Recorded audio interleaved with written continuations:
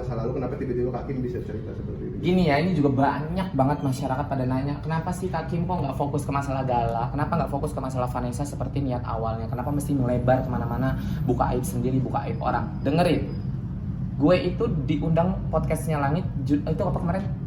Yang itu, iPod. apa namanya? No, yang gue bahas masalah pribadi gue apa namanya? Oh, one on one. iPod Celine. One on one. Oh, gini, gue diundang di Langit itu di iPods, itu Celine hostnya. Pada saat Celine yang menjadi host, otomatis yang gue bahas itu adalah masalah yang akan ditanyakan oleh host yang disetujui oleh kedua belah pihak. Artinya masalah Vanessa, masalah Gala, dan lain-lain segala macam, ya kan? One on one ini khusus untuk ngebahas masalah pribadi, khusus untuk ngebahas background, biografi, dan lain-lain. Kalian semua bisa cek episode-episodenya one on one yang udah tayang sebelumnya. Jadi kalau sekarang terus tiba-tiba kemarin gue diundang sama one on one, yaitu menceritakan masa lalu gue, menceritakan masalah pribadi gue, otomatis semua yang pernah berperan dan hadir di hidup gue akan terbawa. Siapapun itu akan terbawa. Ada kalimat saya menjelekkan aktor itu? Nggak ada.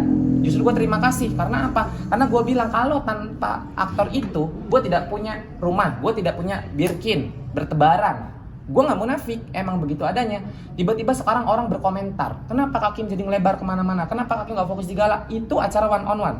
Di mana acara itu fokus ke narasumber, apapun itu narasumbernya, mau warga sipil, mau artis, mau aktor, mau siapapun narasumbernya, mereka bebas berpendapat di situ. Mereka menceritakan backgroundnya, mereka menceritakan apapun yang sudah pernah terjadi dalam hidupnya mereka. Tidak terlepas gue. Artinya apapun yang gue ucapkan di situ, yaitu pribadi gue. Kan lu yang pengen tahu. Langit juga nggak mungkin tiba-tiba ngundang gue bodong tanpa adanya permintaan dari orang untuk di acara one on one. Permintaan kalian semua komentar di apa namanya, iSpot ya? One on one. No, yang sama Celine. Oh, iPods. Di acara iPods.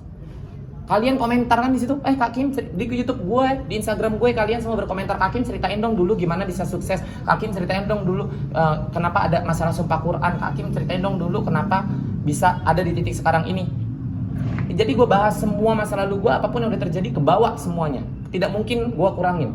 Once gue kurangin, orangnya tidak terima, kenapa nggak ada gue di situ? Lu kan punya rumah dari gue bisa apa? Paham ya? Jadi di sini nggak ada yang salah paham. Gue bukan membuka aib orang. Kalau gue ngebuka aib orang, siapa nama kamu? Yuni. Yuni dulu ngelontong bareng sama gue. Itu gue ngebuka aib orang.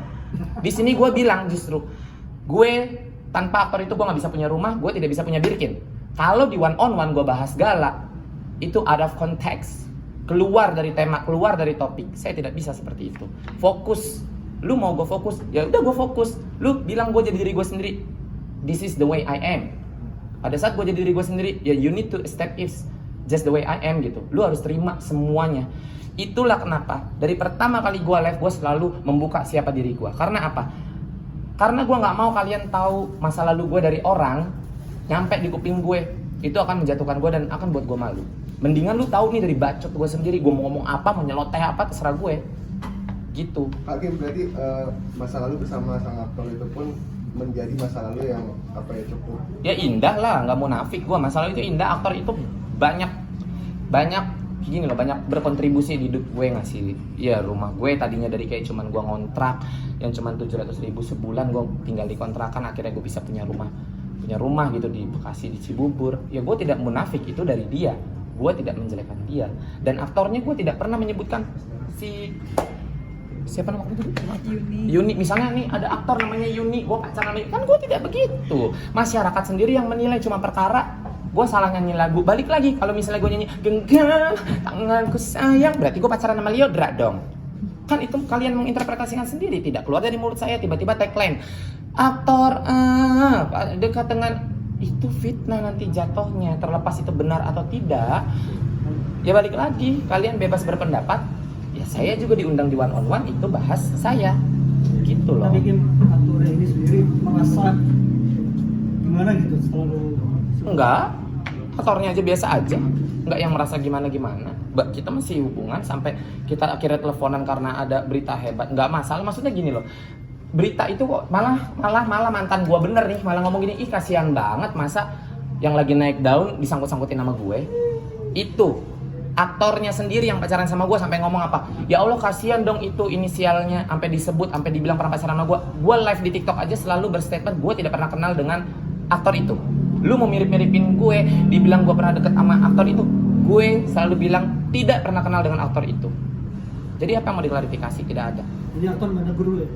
Ya enggak lah, mau kenapa negor gue, malah mantan gue yang aktor itu, yang mantan gue yang beneran, yang aktor itu malah nelfon gue. Dia bilang, kasihan itu dia lagi naik daun, filmnya lagi bagus, lagi tinggi, harus disangkut pautin nama gue. Ya gue bilang, ya gue juga nggak tahu kenapa orang bisa menilainya itu dia. Itu bukan dia. Jelas ya, tidak ada pertanyaan jebakan dan lain-lain, semua nyata padanya. Emosi deh gue. Kelanjutan deh.